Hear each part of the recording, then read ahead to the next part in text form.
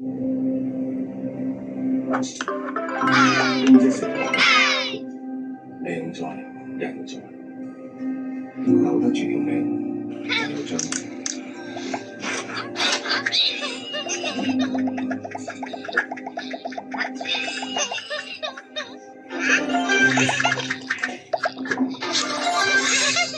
今次嘅合作，我想換個做法，原材料嗰方面由義和負責。你哋係老手，水路最熟，有冇問題？跟住有邊個啊？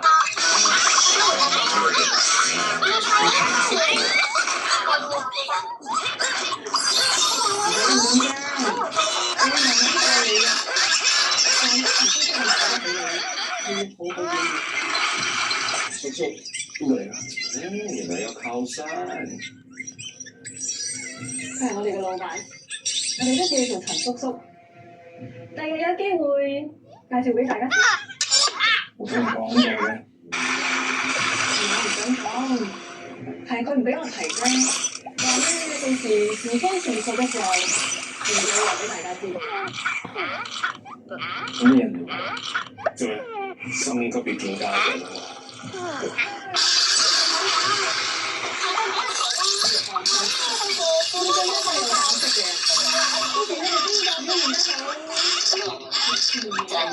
好似摸清晒個底咁喎，啊！唔使講啦，好多人咁講，又話講到成個東南亞都有你嘅嘢，所以放一落地就由紅花哥你去負責。哇！你咁樣讚落去，我會以身相許㗎。我呢個人咧，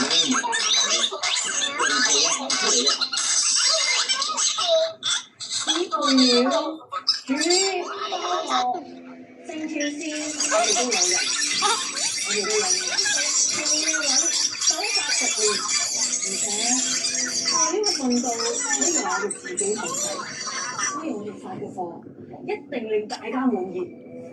我嘅總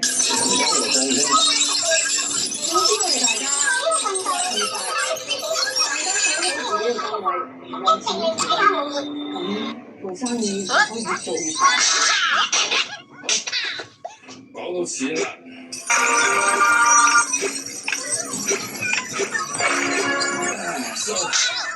點解？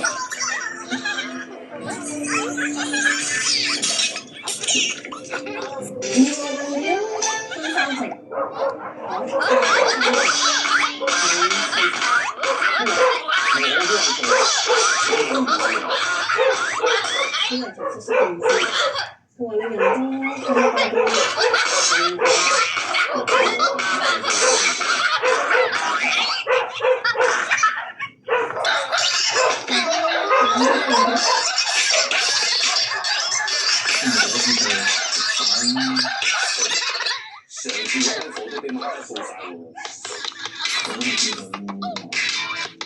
算啦，過咗佢嘅嘢就唔好再提。總之我哋今次都翻工有講先，為大家就分開佢哋，賺錢係我嘅責任。睇佢好啊，我中意睇佢。陳大哥，你咁講係咩意思啊？brother， 我係睇你啱啱上位，仲有好多嘢仲未上位，點排啫？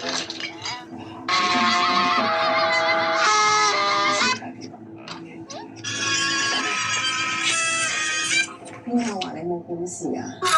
如果唔係，我都唔會請你啦。大哥係見你啱啱上嚟擔心你，我都諗到啫。而且家裏人細，你已經俾晒，你唔辛苦。阿漢跟你提好最耐，佢做嘢夠穩，經驗又多，等佢幫手，千祈唔好覺得冇面。